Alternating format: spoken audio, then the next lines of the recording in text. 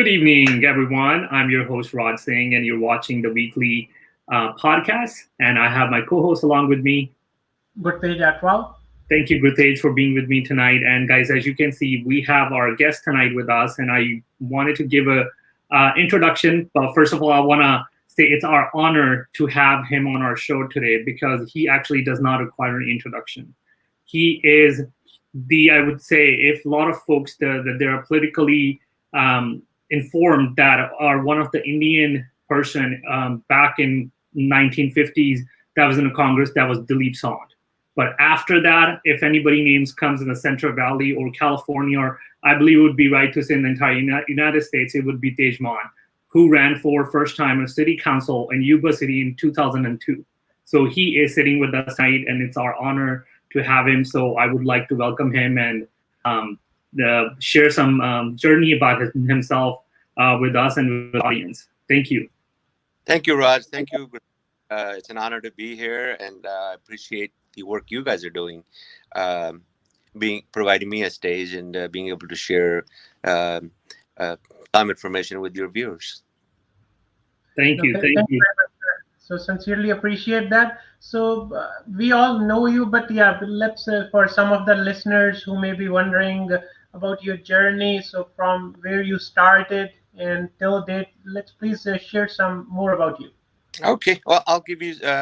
Hopefully, I don't bore too many people, but I was born and raised in India, Punjab, Batinda district. Now it's Mansa. I was born in 1961. Went to local schools there and spoke Punjabi, Hindi, and I grew up in a typical village life with parents in the village farming community. We moved to America in January 1975. Like all of us, didn't speak a word of English like most, especially back then. Nowadays people are a little better equipped to come into the States and function. Back then, we came from the village. We were just awe and shocked with where we are at in America, and so we have a steep learning curve when we get here. And so in eighth grade, I came to San Mateo County in Foster City. Was the only Punjabi kid student in that school. Finished my eighth grade, and since we didn't speak English and the parents didn't have the education to get a job in the Bay Area, we moved to Yuba City. Yuba City is a ag community, and back then was one of the very few communities where we had a decent sized population from people from Punjab. So it made the transition easier. Parents were able to work in the farms. We were farm, make a living. There were other Punjabis living there, welcoming. And so started at Yuba City High School, was at Yuba City High School for 4 years. After that, got accepted to UC Davis, went to Davis for another 4 years, and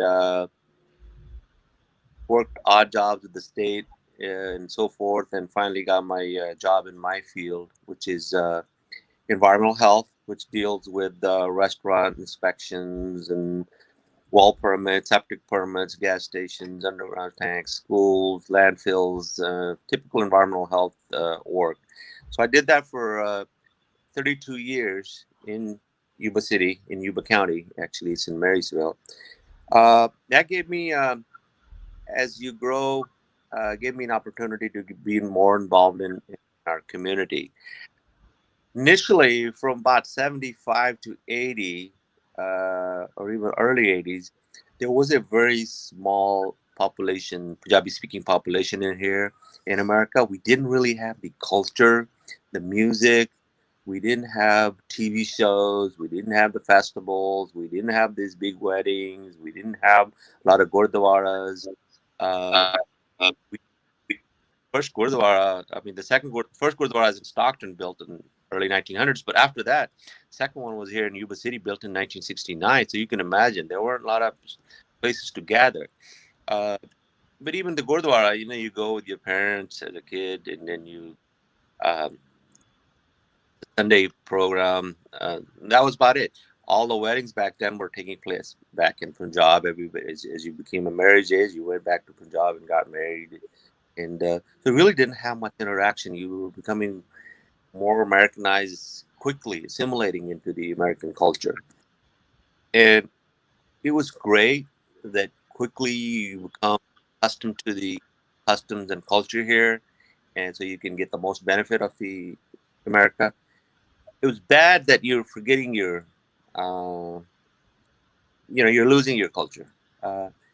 But um, those of us that were hungry for, starving for our culture, when the migration picked up in the mid '80s, especially after 1984, as we started getting more and more people, especially in the valley, in places like California and Yuba City and so forth, people started coming from India with experience who would start a TV show here. Maybe they were in college in India. They did cultural programs. They would start festivals here, the radio shows. And as more and more population grew, we started having more programs here. We started having weddings here, and that gave us an opportunity to get back to our culture, uh, and become more. We were Punjabis and we were Americans at the same time, and it was a finally a balanced life. Where our kids were able to take Punjabi as a foreign language. When I came to America in '75 and barely getting the hang of the English language, and they're telling me I have to take a foreign language if you want to go to college, and I said, well, I already speak foreign language, English. They said, no, no, no, you can pick German, Japanese, Spanish, French. Wow, so I took Spanish, and here I am just, God, I'm just gonna be just learning languages all my life. First couple of years learning Punjabi, then Spanish, so I can go to college. Did that, but now it's nice. Schools offer Punjabi in the valley. Our kids can learn their own language, their mother tongue, and they Right. communicate with their grandparents. And so a lot of that. What I was getting at is I probably lost a lot of you just kind of jumping back and forth, trying to give the whole story of my life and get into questions and answers in a small period of time. Just to summarize, we people that came in the earlier days kind of were frozen in time. People that came in the '60s, that they had the '60s culture from Punjab, and in the '70s, that's what we thought was Punjab. And then as people started coming uh, in the '80s and '90s, we became more current. Um, I'm glad that we have the best of both worlds. We have our culture. The Punjabi music, the Punjabi food. It's wonderful to have that, and we have it in a country where we have the freedom of religion, freedom of press, freedom of speech in a great country, in America. We have the best of both worlds, where we can work hard, make an honest living, and this is all wonderful. But everything wasn't wonderful. In 2000, after 9/11 happened, first victims of racism or hate were Sikhs. Right. Sodi in Arizona, and there were other incidences of in the states. We went to candlelight vigil in 2000, in after 9/11, 2001, in the fall, and we had meetings, and we said, we thought we were part of the American fiber. We were just accepted as anybody else. We realized that most of our American friends accept us as we are. There's this there's a lot of ignorance. These people don't even know who we are. They're calling us by Muslim names. Not that it's okay to call Muslim any bad names, but these people don't even know who we are. And how do we make people aware, and how do we become a part of this culture? Because I think we had kind of the pendulum had swung from where we were very well mixed into the American community, and then now newcomers, we were hanging out more at the gurdwaras, and we were getting away from our neighbors. They didn't know who we were. We said we need to get it. We don't want our kids. If there's another incident 10 years from now, we don't want our kids to be hiding because they look different. And we thought the best way, really, the way to get involved in mainstream community and be a get the spotlight on us and be the role models and all that is through politics. We had people, plenty of people in medicine, doctors do a great job in the hospitals and in the world representing us, right? And engineers in engineering big firms, we have investors and bankers, and we have truckers. We have people in all fields doing a great job representing us. But if we could have, but nothing like the spotlight on a politician. If we have, right now people talk about Nikki Haley. I mean, you don't need to say that. Uh, or you say Ro Khanna now or you Yeah. or a local level, you say Manny Grewal or Sunny, my friend, her in Laythorpe. You start. It's a bigger spotlight, and you can get the message across much sooner, much quicker. So we decided that we're gonna have to get involved in the politics. I know once one of us gets involved, people will get follow, and if we're successful, I don't see it as a huge news that one day somebody from the Sikh American community becomes a president. Right now, I mean, that day, people, you couldn't say that. What I just said, you couldn't say that because people would laugh at you. I mean, people laughed at me just saying I want to be the city councilman. People in Yuba City in 2002 said, "Wow, अपना एक पंजाबी खड़ा होया, इन्हें किने vote पड़ी है?" It was, Right. it was people. I mean, they would love to see one, but they just didn't think our person, Sikh American, could get a Punjabi American could get elected. Right. So in anything, you have to be the first. You just don't think you could land on the moon until you try and try. President Kennedy said we're going to land on the moon. President Kennedy was dead, but we landed on the moon in 1969. So Yeah. these things are sometimes you don't even accomplish it in your lifetime. So we decided to go for that. The Yuba City community was wonderful. They raised funds for me. They backed me, and we we got in. First time I ran in 2002 fall, I didn't win. I was ahead of the Yuba City Mayor Lee Welch that year. I beat him by 3 votes, but somebody else voted me by 39 votes. So I didn't win, but was so close. What that did is it made people believe that, oh yeah, look at Tage. Nobody knew him. Guy born and raised in India. He just got here a few years ago, and he's doing good. But look at him. He almost won. That's his first try. He doesn't have any experience running political office and all that. So just getting close, it created, it got rid of that myth that only a white man can run, or that Punjabis couldn't run, a minority couldn't run. So that opened up the doors. 2 years later, we had quite a few people running in the Central Valley, in this California and Bay Area. Another 2 years go by, more people running. And I finally got elected in 2006. It was my third try, and we by then we had several people running in several communities, and several people got elected. So I was not the first to get elected. There were several of us that got elected at that time, but I was the first to after a long time, like you said, Deep Son did it in '56, I think, became a congressman.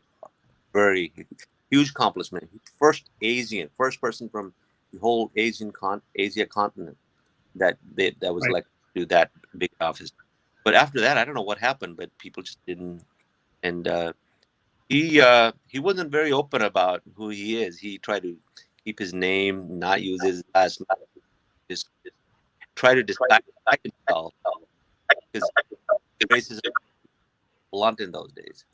But by the time I was running, we we don't have to hide our names. I mean, we run as though the racism wasn't blunt. I mean, there's still some there, but um, so I was glad I won. I'm proud uh, that I was able to blaze that trail, and I'm proud to be a role model, and I'm happy to encourage, and I hope, I was the first step. I think I did a good job with the first step, but there are many steps, and I hope people will come that will start from where we're leaving, where I left off. And we already got people in assembly, we got people in Congress, still a little hesitant to claim that they're Punjabis or Sikhs. I like to see one day where you could say, "I'm proud. I was. My parents or my grandparents are from Punjab, and Right. I'm of this faith, and but I am American." Um, and I think that day is not too far when we're going to have people at very high positions that are from our background. And sometimes it may sound racist by talking like this, the R there, but that's not my point. My point is that people representing us should be of all backgrounds. So the people Right. in the Senate floor and any committees, any gatherings, they should look like the way our population looks like. And that's not the way it was in the last century. It was mostly dominated by older white men. Right. And I think if you have a diverse group at the table, you have diverse ideas, and you can choose the best ideas. We're in a democracy, and the majority rules. So, but it's good to have backgrounds. Hey, who knows? I mean, we're sitting at a table trying to come up with a solution. Maybe I bring a solution from my experience, me running around in our little village. So the bigger the diversity, the bigger background, the diverse background, the more you can bring to the table. You don't want all five guys on the city council from the same economic status, same family background, same middle class white men. Nothing wrong. White men have done a great job creating this country. So I don't want to sound like I'm bad mouthing white men. We're enjoying this wonderful country that was founded by white men. George Washington, Thomas Jefferson. I mean, those guys, legends. I mean, what a great country they built up, great constitution they wrote. But it's time to add our diversity. It's time that Right. we keep making it a better. Every day, I think we make America a better country. Every immigration wave made this country better, whether it was the Italians or the Chinese or what have you. Now, we see people from India, Pakistan, that part of the world in the news a lot more often now, and that's because it's our turn now, and that's because there's more professionals and people with more of the brightest people coming from those countries to this country. This country pulls all the bright people from the whole entire world, and that's why this country keeps getting better. It's we got the brain instead of the brain drain, we got the brain, gathering here. You Right. look at Silicon Valley, where all the brains from the entire world come, and look how it just keeps inventing things. I mean, Facebooks and what have you. I mean, it seems like every other day we're doing something here. Right. We are sitting in a wonderful place, in a wonderful part of the country, and I say let's be more involved and do what we can, our part. I always tell everybody, I tell my kids, I said, listen, even animals take care of their own and themselves. Right. We need to do one step further and see what we could do. My son is my oldest. He's an attorney. He's in Manhattan, studied financial law. He's 31, 32. And I'm asking him, I said, once you get settled, you need to say, what are you going to do for your community? What are you going to do for your country? Um, and I think it's important. The rewards are there's no amount of money that can. I mean, you could go into some money making world, and it's wonderful if that's what makes you sleep better. But the rewards in the community, being involved in your community, the love that you get back, and the feeling, uh, there's no price.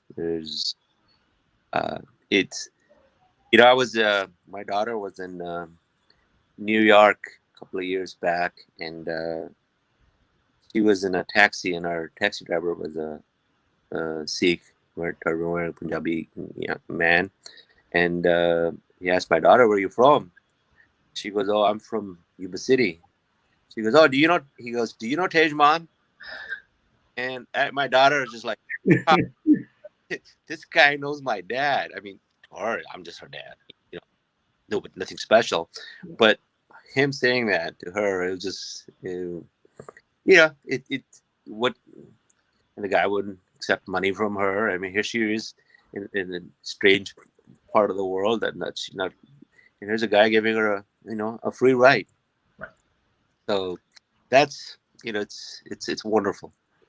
Yeah, Right. no, we want to thank you, Tejman. So because you chose to be in the policy making or just to explore the journey for spreading awareness, but there was a triggering point that allowed you, or that thought came to your mind. So this month we are celebrating Vaisakhi, so as a Sikh appreciation and awareness month, so trying to express or trying to spread information, because yeah, you touched the main point at 9/11. So in March 4, 2011, so in Elgrove, two Sikh turban-wearing gentlemen, they were murdered.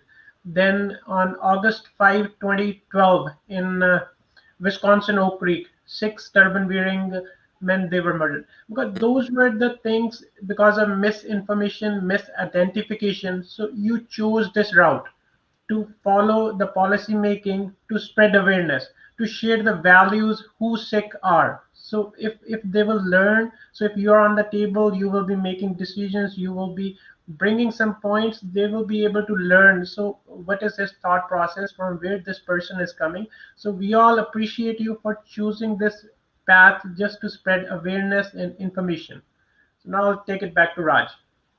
So no, great, great. Like what Ritesh said, and thank you, Tejman, for sharing your whole journey from how you came from India to get into a Davis University, which is a huge deal. I actually want to focus and point that out. Even though right now it's a huge deal when you get into a UC Davis, it's not anything simple like, oh yeah, apply for it, I get it. It requires for your commitment, determination, and you need to be intellectual. And back in that time, it was a huge deal that you graduated from there. And A huge deal, and a lot of my parents' friends were discouraging me from attending. They say, "Well, if you fail, then he'll be discouraged and all and so on." But you know what? We all have it in us. Believe me, I'm nothing special. I believe me. I when I was in India ਪਿੰਡਾਂ ਦੇ ਵਿੱਚ ਮੇਰੇ ਵੀ ਕੰਨ ਫਟਾਉਂਦੇ ਹੁੰਦੇ ਸੀ master, because we when I was in eighth grade in Punjab, when I knew I was going to America, all my friends were going, "What are you going to do in America, man? We're all flunking English here." We were taking English as a second language in Punjab, and we're, "How are you going to speak? How are you going to learn?" I said, "Well, I don't know. Parents are going, so we're going." I didn't have any special education. I grew up in a village. If you look at a lot of our doctors, engineers, you look at their backgrounds, they didn't go to some private school in Chandigarh or Delhi. Okay, right, grew up in our villages. You guys are younger, but back in we used to sit on a bori, that's a sack, and then we used to, instead of having notebooks to write on, we had this wooden, and then we used to put a little clay thing over it, right, and then write on that, and then lunchtime we would poach it, putty poach, school. right, Did that. That's my background. You don't have to come from a certain background. Your parents don't have to be some highly educated set of parents. That my parents, my mom, they still speak broken English. We still have same issues. All of us do. We have personal issues. We have social issues. We just need to be driven. We need to care. We need to be involved. The rewards are there. This is really a wonderful, wonderful country. right. People are wonderful. When you go out and they run for the office, you're going to meet so many wonderful people, so many people willing to help you work on your campaign. We get the credit, but there's a lot of people involved. Yeah. Tej Mon became the councilman, but Tej Mon doesn't do it by himself. There's a team. There was people that helped me, and I can never thank them enough. Right. Uh, we get the credit. You know, Tage Mont, first guy to run for an office, first councilman. We were just doing a little bit whatever we can along with the rest of the community, and it does give you this burden on your shoulder. Now you've got to behave. You have the spotlight on you. You know, Right. you're all, so you have to be a good person and be a role model in your community. But I'm telling you, it doesn't take a super genius, which I'm not. It doesn't take a hardest working person. Just a normal, just staying out of trouble, staying out of drugs, alcohol. You know, just a normal, good family life. You know, just try to do what's the right thing to do. Doesn't happen overnight. Doesn't happen in a day. Uh, my first 2 years in high school in America, I was still learning English and flunking simple classes like pre-algebra. My last year, by the time I figured it out and got the hang of it, I was acing calculus and physics and biology and chemistry and taking all these classes and getting accepted to Davis. And the same thing at Davis. First, it was a struggle. It was still because we have to learn from the beginning where people that you're going to school with, they born here. They a lot of that they already know through movies and so forth, the culture and history. We don't know any of that, but we can learn it. And I'm an example sitting right in front of you guys. It doesn't take a special genius. Any ordinary guy that's willing to work, put in their hard work. Not that hard either. I enjoy fun. I mean, Right. believe me, I'm watching movies, listening to music. I love Hindi songs, Rafi, Kishore, Mukesh. I love Punjabi songs, all Pradeep Manik, and you name it. I'm listening to that. I'm listening to the Bee Gees and Mick Jagger, Rolling Stones. I mean, I the more we know, the more we get to enjoy movies. It's a wonderful life. We really are in a great time, guys. Right. We're sitting in Northern California, especially the Central Valley. We're sitting in a great place. Um, it's a be we're all when you're a minority, you're all role models. When they meet you, they oh, I know an Indian guy. I say Rajdeep, yeah, I know a Punjabi guy. A nice guy. So then you represent your. And when you do something bad, then you also say, "Man, I hate those guys. I know this guy. He's just a terrible, terrible guy." We all are role models. We all represent our community, and let's make it good for let's make it easier for our fellow countrymen who are coming here and becoming part of this great. Agree. And just one last thing that I wanted to actually connect and want to know how what do you think and what can you advise on this? So as we mentioned, by you have an education from American University here, then you stepped into a state jobs, and then from there you went into a public office. So how much does that play a role for you to assimilate and understand and comprehend things among when you're sitting with the four other council members? They have a diversified background. They've been to these universities, and how much do you think the education plays the role in that? I think we all bring something to the table, and not everybody has a college degree that's sitting on these council chambers or at Congress or wherever. Uh, we all bring something. I think the ability to have to reason is what it takes. You know, I was always working full time in my career when I did the city council because this is a part time job. It's not a my pay was $500 a month. Some of my friends would say, "Oh, councilman," and then they say, "How come you have an ordinary house?" I said, "Well, I'm just an ordinary average guy. I have an ordinary average house. I didn't I didn't hit the lotto, but it pays five, and I probably spend that on phone and coffee meetings and all that. There's really you don't. It's not to make money, and money. One thing sometimes when we immigrants sometimes we really lose that the whole concept of what money is. Money is a tool to make that we need to pay for our things in our life. Money is not our goal, Right. and I think we need to be reminded. We knew that when we were growing up in our villages that money is, yeah, we need it, but that's not our goal. Sometimes we immigrants forget that, and because we had zero or we had negative, that we make it, that's everything to us. Money, money, money, money, money. Working double time, buy more stores, buy more gas stations, right? Buy whatever, just make more money. We need to. We got it. We got that now. We are better off than average American financially. Now let's start enjoying life. Let's start becoming part of the communities, and let's come home and see our kids, and let's help them uh, go play, local sports. Kids get your kids involved. Go to their games.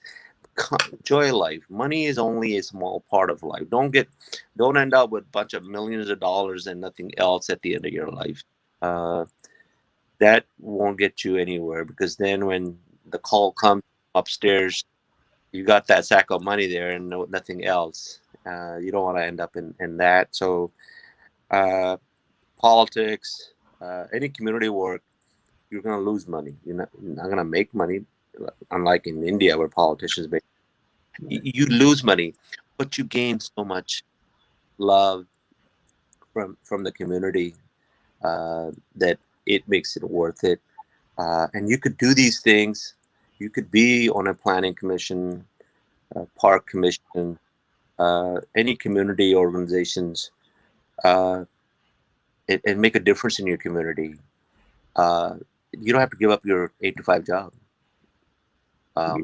People, they have their 8 to 5 job, or some work in different shifts, but they're involved in politics at all levels. So Right. So Yeah, no, thank you so thank much. you. Take away this point. Yeah, money should not be your goal. Education should be your goal. So for any community to uplift a community, especially for the minority community, education is the only thing that will take you further. So just as you mentioned that the first Stockton Gurudwara, so in 1989, first uh, Punjabi, he came to United States. In 1908, first Sikh temple was established in Stockton. mhm, And this is to mention that in 1912, they started first scholarship in UC Berkeley. yeah. So the scholarship, it was a Guru Gobind Singh Educational Scholarship. They gave 6 scholarships in 1912. So that was their vision, that was their foresightedness towards education. Unfortunately, we lost a lot of great men from that. That was You had some extreme intelligent people. I wish we didn't lose them to they were in the other party, and a lot of Right. them were killed by the British, when they went back to India. When you see, his name is on the tip of my tongue. He was hanged at age of 18. He went to UC Berkeley back then. Kartar Singh Sraba. Tal Singh Sraba. I Right. mean, the ability of these young men, what they're doing. We lost a lot of. It set Punjabi Americans aback by losing those great men. But we could have Kartar Sarabas among us. That Yes. who was forward. It wasn't just that era. It wasn't just the early 1900s. They're here too now. It's sometimes the environment that people follow certain movement. We need to create, through media like yours, environment where our young people uh, have civic pride, and our community pride, and um, come up with, to make everyone's life better. That the names that century from now people are going to remember. We need to find those people and bring them forward, and uh, make us all proud. Yeah, no, thank you. You brought a great point. Yeah, that Gather movement, there were many in these universities who were adding value, who would have add more value towards the American culture, but they had to move back. But the Yeah. sad part is nobody is talking about them. Nobody kind of remembers them or gets an opportunity to learn what this Gather movement was and what their contributions were. We have. I'm proud of our youth now, that we have a lot of young people in the American universities that are working through different movements like Jakara movement, and uh, Right. different I'm impressed by their ability, and I'm looking forward for them to rise above and start shining and start accomplishing things. And I would love to, whatever I can, help them uh, lead us all and move forward. We have a lot of talent in the Punjabi American community.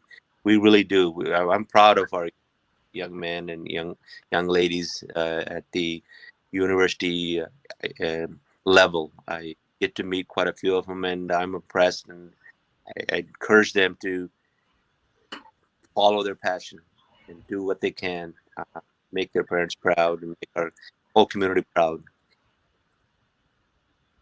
Oh, definitely. And thank you so much. I think we are on top of our half an hour, and thank you so much for giving us almost like an hour from your day to us today. We had a very great conversation before our show as well. So thank you so much, and we look forward to having some other discussion on some different topic with you. And please stay in contact. And if to my listeners and the audience, if you guys have any question and wanted to reach out to Tejman, anything what he has done, and he can advise you on something, I'm sure he'll be very happy to assist you with that. So let us know, or you can find him on Facebook. So thank you so much.